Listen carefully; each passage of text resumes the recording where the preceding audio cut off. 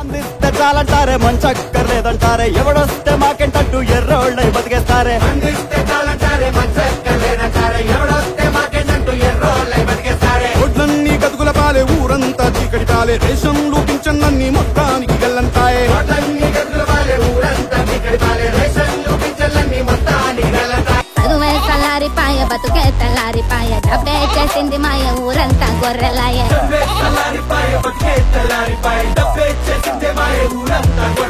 అసలు ఏం కావాలండి మన ఊరు వాళ్ళకి? నేను చెప్తానుండు.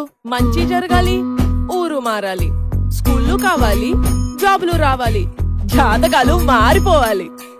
అయ్ బాబోయ్ అద్భుతాలు జరిగిపోవాలి. ఏదేమైనా గాని ఓటు మాత్రం అమ్ముకు దబ్బాలరా.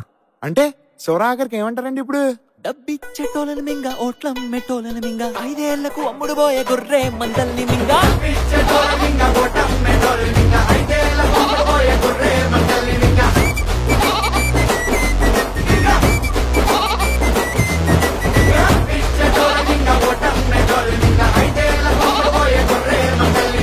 నాన్న మింగడం అంటే ఏంటి నాన్న?